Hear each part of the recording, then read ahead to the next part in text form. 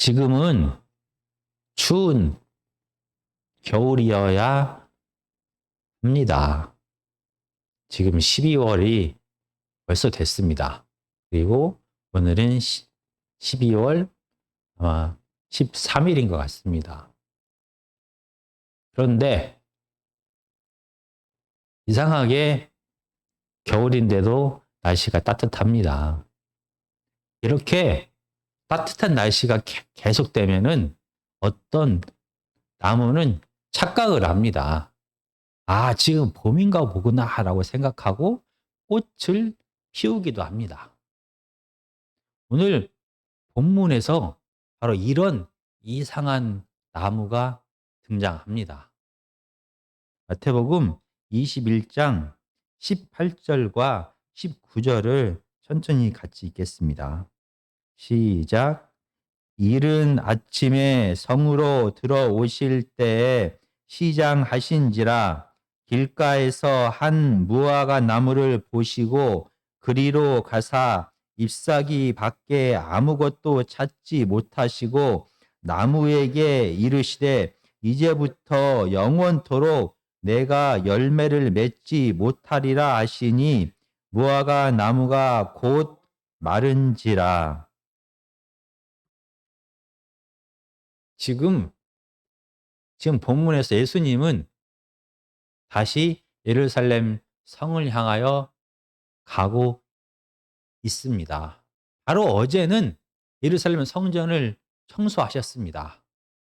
그리고 지금 이 본문의 배경이 되는 시기가 6월절입니다. 너무나 많은 사람들이 예루살렘으로 모여 들었기 때문에 예루살렘에서 거할 곳을 찾지 못했을 것입니다. 그래서 3km 정도 떨어진 베다니로 가서 주무시고 제자들과 함께 지금 다시 예루살렘을 향하여 걸어갑니다. 그런데 예수님과 제자들은 매우 배가 고팠습니다. 배가 얼마나 고팠는지를 바로 예수님이 40일 금식하신 다음에 줄이신지다 라고 했던 그 단어를 사용하면서 예수님이 정말 시장했다라고 오늘 본문은 말합니다. 그리고 예루살렘을 향하여 가던 길에서 무화과 나무를 예수님은 발견합니다. 마태는 특별히 하지 않아도 이해가 되는 하나의 한이라는 단어를 사용합니다. 그래서 무화과 나무 하나를 발견했다라고 말합니다. 이렇게 이 하나라는 말을 강조했다는 것은 이 나무가 다른 무화과 나무랑 다르다라는, 이상하다라는 바로 뜻을 포함합니다. 지금은 이스라엘의 6월절입니다. 3월 말에서 4월 초 정도가 됩니다. 이 시기에는 무화과 나무 잎이 나오기 시작하는 시기가 바로 이 시기입니다. 그리고 한 달 이상이 되어서 5월 달이 되어야, 5월 중순쯤 되어야 정말로 무화과 나무가 열매를 맺게 됩니다. 그런데 이 무화과 나무는 지금 잎이 무성했습니다. 배고파서 길을 가던 예수님과 제자들은 이 무화과 나무가 잎이 무성한 것을 보고 너무나 기뻤을 것입니다.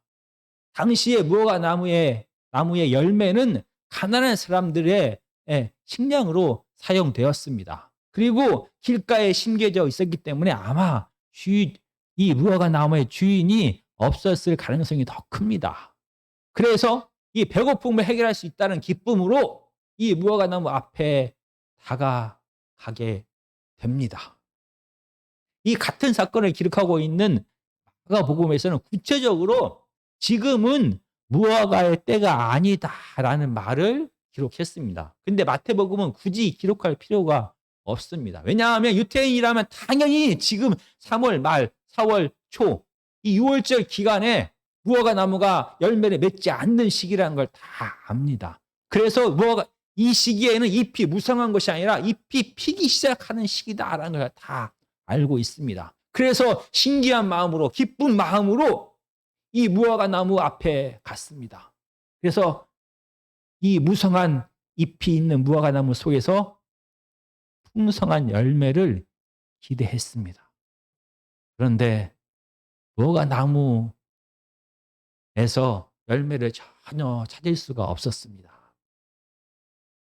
아직 완전하게 익은 무화과 열매가 아닐지라도 덜 익은 열매라도 있으면은 우리가 말하는 여전히 넓어서 좀 불편하지만 이 시장길을 채울 수는 있습니다.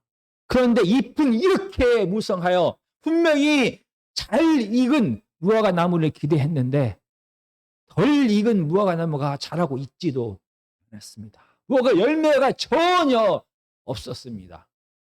참 이상한 일입니다. 그런데 더 이상한 일이 그 다음에 벌어졌습니다. 아무리 배가 고파도 그렇지 이 무화과 나무에게 예수님은 저주를 하십니다. 너는 더 이상 열매를 맺지 못할 것이다. 이 명령과 함께 무화과 나무는 즉시 말라버립니다. 이상합니다. 우리가 알고 있는 예수님은 사랑이 풍성하시고 또 용서하시고 또 기회를 주시는 분이 바로 우리가 알고 있는 예수님입니다. 그리고 우리가 알고 있는 예수님은 예수님의 개인적인 필요와 이익을 위하여 초월적인 기적을 사용하지 않는 분입니다. 정말로 이상한 일을 예수님께서 하셨습니다. 그렇다라고 하면 이 무화과 나무를 저주하신 이 사건은 겉으로 드러난 이 일반적인 사건을 통하여 뭔가 상징적으로 더 깊은 이야기를 하고 싶다라는 것입니다.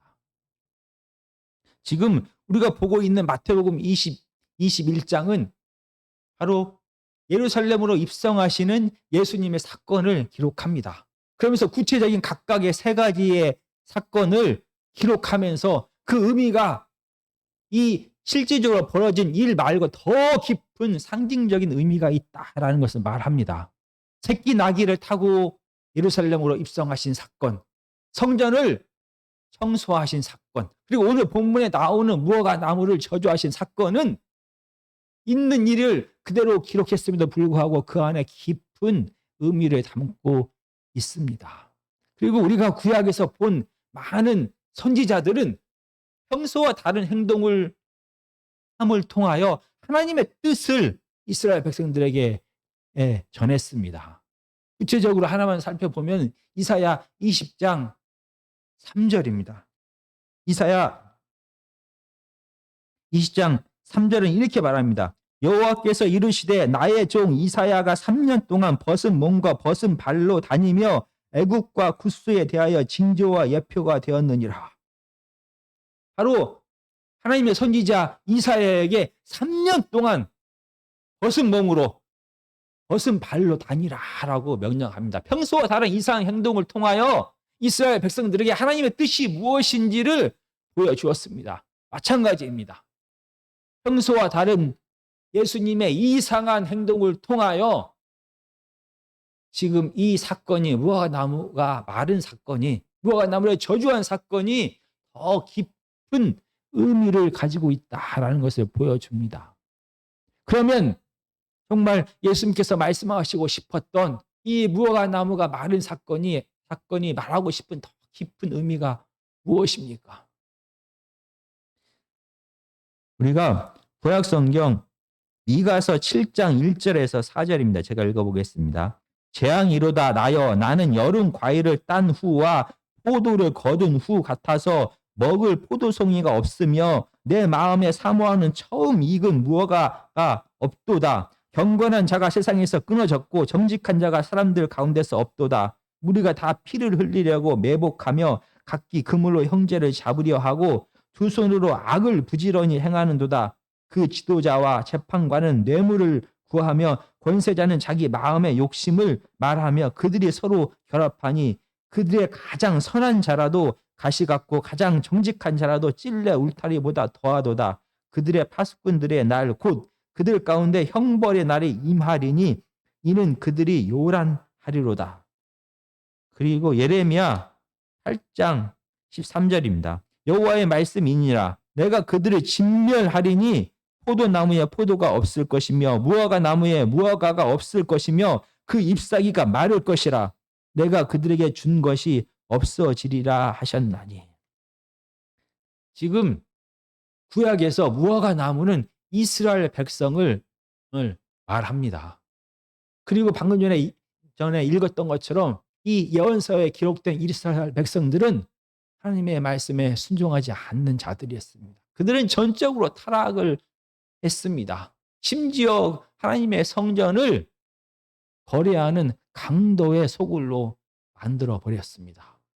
그래서 선지자들을 통하여 이 하나님의 성전과 이스라엘 백성들에 대한 심판의 말씀을 구약은 예언했습니다. 그리고 실질적으로 이 구약의 예언이 성취가 되었습니다. 이스라엘 백성들은 나라를 잃고 이방 땅으로 포로로 끌려가야만 했고 하나님의 성전은 파괴되었습니다. 그런데 예수님 당시의 상황이 이 구약의 예언서의 상황과 같습니다. 기도하는 하나님의 성전이 강도의 소굴이 되었습니다. 이스라엘 백성들은 입으로는 하나님을 공경한다라고 말하면서 그들의 삶에서는 하나님의 뜻이 아닌 그들의 탐욕과 쾌락을 따라가면서 살았습니다. 이런 배경 속에서 무화과 나무를 저주하신 것은 다시 한번 이 하나님의 성전과 하나님의 백성 이스라엘에 대한 심판을 경고하신 것입니다. 무화과 나무가 마른 것을 보고 제자들의 반응이 무엇이었을까요? 마태복음 21장 20절에서 22절입니다. 제자들이 보고 이상히 여겨 이르되 무화과 나무가 어찌하여 곧 말랐나이까? 예수께서 대답하여 이르시되 내가 진실로 너에게 이르노니 만일 너희가 믿음이 있고 의심하지 아니하면 이 무화과 나무에게 된 이런 일만 할 뿐 아니라 이 산더러 들려 바다에 던져지리라 하여도 될 것이요 너희가 기도할 때 무엇이든지 믿고 구하는 것은 다 받으리라 하시니라. 이 무화과 나무가 마른 것을 보고 제자들은 마치 그 전에 파도와 바람을 잔잔하게 되었을 때 놀랐던 것처럼 이렇게 깜짝 놀랍니다. 이런 제자들의 반응을 보고 이 무화과 나무의 사건을 바로 실질적인 믿음, 기도로 예수님은 연결하셨습니다. 그리고 21절에서 이 산더러 들려 바다에 던지우라라는 말씀을 하십니다. 형식적인 눈에 보이는 입만 무성한 믿음이 아닌 실질적인 믿음을 가지게 되었을 때, 실질적인 기도의 힘을 가지게 되었을 때 이 산을 명하여 바다에 던져지라 하면 그대로 될 것이다 라고 말합니다. 그러면 도대체 산을 명하여 바다에 던져지는 것이 무엇인지에 대한 해석이 필요합니다.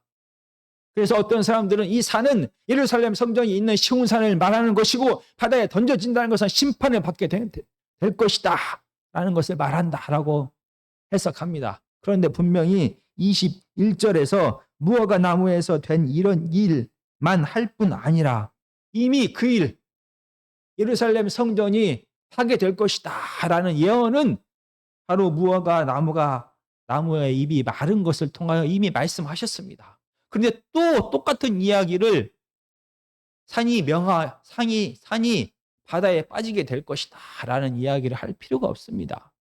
그렇다라고 하면 이 산이 들려져서 바다에 던져지게 되는 것을 어떻게 해석해야만 하는 것입니까?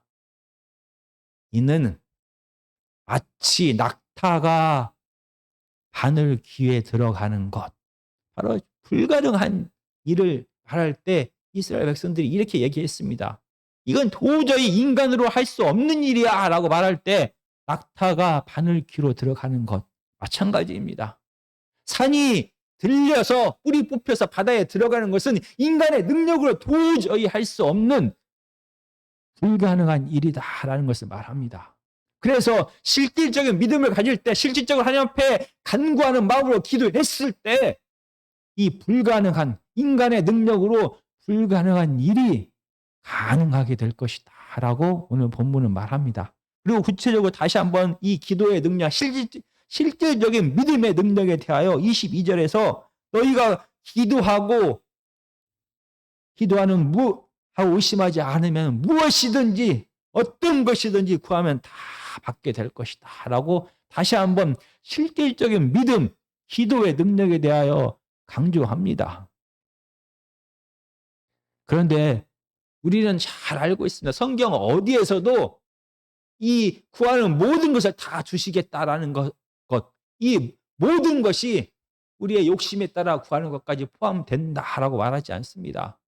그러면 도대체 하나님의 실질적인 믿음을 가지고 우리가 구해야 될 것이 무엇입니까? 그러면은 우리가 진정으로 간구하는 마음으로 구해야 될 것, 기도해야 될 것은 이 21장의 배경 속에서 찾아야 하는 것입니다. 21장은 지금 예루살렘의 성전의 부패와 그리고 이스라엘 백성들의 믿음 없음, 형식적인 믿음, 열매 없는 삶에 대하여 지금 이야기하고 있습니다. 그렇다라고 하면 이런 배경 속에서 인간의 능력으로 불가능한 일이 무엇입니까? 인간이 아무리 애써도 도저히 인간의 지식과 지혜와 능력과 인간의 힘을 합쳐도 할 수 없는 불가능한 일이 무엇입니까? 바로 우상이 되어버린 거래하는 성전에 회복시키는 것은 우리의 인간의 힘으로 할 수가 없습니다. 성전은 기도하는 곳입니다. 성전은 그곳에서 하나님을 만나서 하나님의 뜻이 무엇인지를 듣고 하나님의 뜻대로 살기를 결심하고 돌아오는 곳이 바로 성전입니다. 내 욕심을 드러내고 내 욕심이 성취되기를 구하는 우상의 소굴이 되는 것이 아닌 하나님을 만나는 기도하는 곳이 되는 곳이 바로 성전입니다. 사람의 마음이 하나님을 사랑하고 하나님의 뜻대로 순종하는 것이 가능합니까? 자기가 스스로 하나님 되는 것을 버리고 하나님의 뜻에 온전히 순종하면서 이 땅에서 하나님의 뜻대로 일상에서 삶의 열매를, 믿음의 열매를 맺는 것이 정말 사람의 힘으로 가능한 것입니까? 이스라엘 백성들은 그 일에 실패했습니다. 그래서 그 일은 사람의 능력으로 불가능한 것입니다. 성전이 회복되는 것, 믿음이 회복되는 것은 사람의 능력으로 불가능합니다. 그래서 기도해야만 하는 것입니다. 가난한 마음으로 내 힘과 능력과 내 지혜로 내 의지로는 이 성전을 하나님의 기도하는 집으로 하나님을 만나는 것으로 하나님의 뜻을 듣는 것으로 내 욕심을 버리는 것으로 자기 자신을 부인하는 것으로 만들 수가 없습니다. 인간의 힘으로는 하나님을 우상처럼 여기지 않고 하나님을 사랑하고 이웃을 내 몸처럼 사랑하는 것이 믿음을 회복하는 것이 불가능한 것입니다. 우리의 가난함을 우리의 힘으로 할 수 없음을 고하고 가난한 마음으로 하나님 앞에 간절히 기도할 때 이 불가능한 일이 실질적으로 우리의 삶 속에서 일어나게 될 것입니다. 그래서 예수님은 간절한 마음으로 하나님 앞에 구했습니다. 그래서 자기 자신을 부인하고 하나님의 앞에 온전히 순종하는 삶을 살게 되었습니다. 십자가에서 죽기까지 온전히 순종할 수가 있게 되었습니다. 그 결과 하나님의 성전은 온전히 회복되는 길이 열린 것입니다. 이 사건을 뒤로하고 아마 제자들은 다음에 깨닫게 되었을 것입니다. 그래서 예수님처럼 다 같이 모여서 하나님 아버지 앞에 간구했을 것입니다. 하나님의 성령을 부어주십시오. 하나님, 내가 이 일을 할 수 있도록 도와주십시오. 그 결과 믿음의 공동체는 회복이 되었고, 거래하는 곳이 아닌 하나님의 뜻을 듣고 순종하는 기도하는 성전이 되었고, 자기 자신을 부인하면서 하나님의 뜻대로 살아갈 수 있는 믿음의 회복이 일어나게 되었던 것입니다. 오늘 마태복음 21장은 저에게 다시 한번 우리의 사명이 무엇인지를 깨닫게 합니다. 정말 온 세상을 사랑하시는 하나님께서는 이스라엘 백성들을 먼저 택하셨습니다. 마치 일찍 열매를 맺어야 하는 무화과 나무와 같은 사명을 그들에게 주셨습니다. 그래서 이 세상에서 먼저 제사장이 나로 택하셔서 온 마음을 다하여 하나님의 뜻을 실행하는 자로, 실천하는 자로 택하셨습니다. 그리고 온 세상을 향하여 하나님의 나라를 확장하는 자로 택하신 것입니다. 먼저 하나님의 말씀에 순종하는 자, 먼저 열매를 맺어야 하는 무화과 나무로 그들을 택하셨습니다.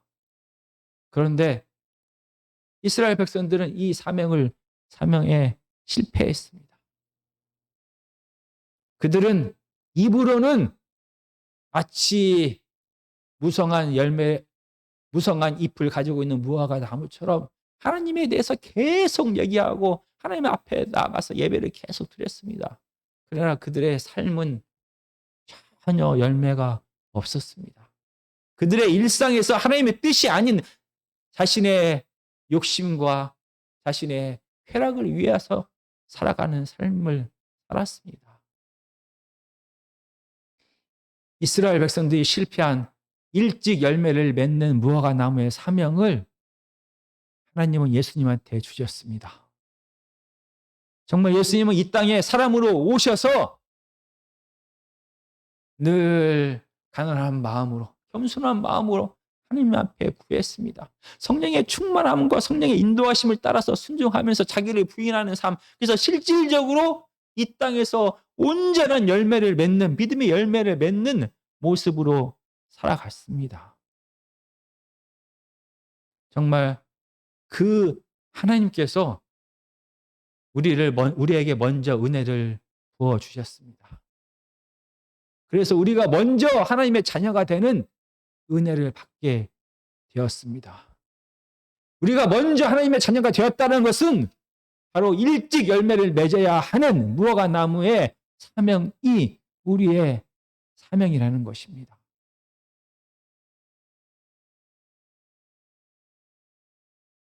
우리가 하나님의 힘만을 이용하지 아니하고 하나님을 온전히 사랑하고 하나님의 뜻을 이 땅에 실현하면서 살아가는 것이 가능합니까?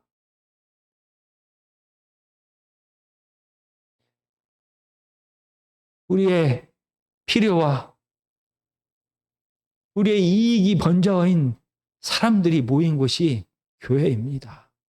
여전히 그 안에 죄성이 가득한 사람들이 모인 하나님의 공동체가 우리의 탐욕을 드러내는 공동체가 아닌, 거래하는 공동체가 아닌, 하나님의 우상처럼 여기는 공동체가 아닌 기도하는 공동체가 되는 것이 가능한 일입니까?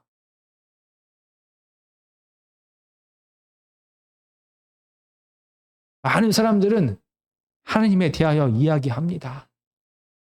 내가 하나님을 사랑하고 이웃을 정말로 사랑합니다. 라고 이야기합니다. 내가 사람을 의지하지 않고 재물을 의지하지 않고 하나님만을 의지합니다. 라고 말합니다.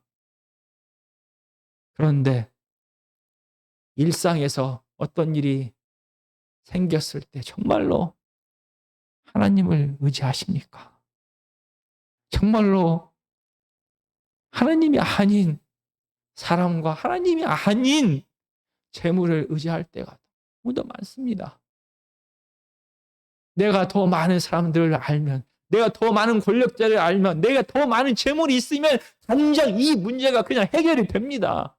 그런 상황에서 사람을 의지하지 않고 재물을 의지하지 않고 하나님만을 의지하고 하나님 앞에 간구하고 하나님의 뜻을 구하는 것이 정말로 가능합니까? 정말 말로는 이웃을 사랑한다라고 말하지만 정말 실질적으로 우리의 삶 속에서 나의 이익과 나의 필요가 먼저입니다. 내 감정이 먼저입니다. 항상 내가 가장 먼저이고 내 가족이 먼저입니다. 정말로 먼저 일찍 열매를 맺는 무화과 나무의 삶을 사는 것이 가능합니까? 가능하지 않습니다. 오늘 본문은 하나님의 성전이 기도하는 집이 되는 것, 하나님의 사람들이, 하나님의 자녀가 믿음을 회복하는 것, 하나님의 뜻대로 일상을 살아가는 것이 불가능하다라고 말합니다. 그래서 잎만 무성한 나무로 살아가게 된다라고 우리에게 경고합니다. 그러면서 다시 한번 우리에게 실질적인 믿음, 실질적인 기도의 중요성을 말합니다. 정말 하나님 앞에 우리는 가난한 마음으로 간구해야만 하는 것입니다. 정말 하나님, 내 힘과 내 능력과 내 의지로는 이 내 안에 있는 이 탐욕을, 내 안에 있는 죄성을, 내가 하나님 앞에서 내 마음대로 모든 것을, 내가 원하는 것을 하고 싶어하는 것을 금할 수가 없습니다. 내가 입으로는 하나님을 사랑한다라고 말하지만 하나님의 힘이 더 좋습니다. 내가 입으로는 내 이웃을 내 몸처럼 사랑한다라고 말하지만은 이웃이 나에게 도움이 될 때만 내가 그들에게 다가갑니다. 하나님, 내 힘과 내 능력과 내 지혜와 내 의지로는 일찍 열매를 맺는 삶을 살아갈 수가 없습니다. 나는 사랑할 수 없는 자입니다. 나는 용서할 수 없는 자입니다. 나는 다른 사람을 인내할 수 없는 자입니다. 내가 하나님만을 찾는 자가 될 수가 없습니다. 이런 가난한 마음으로 우리는 하나님 앞에 나와야 됩니다. 그리고 하나님 앞에 간구해야 되는 것입니다.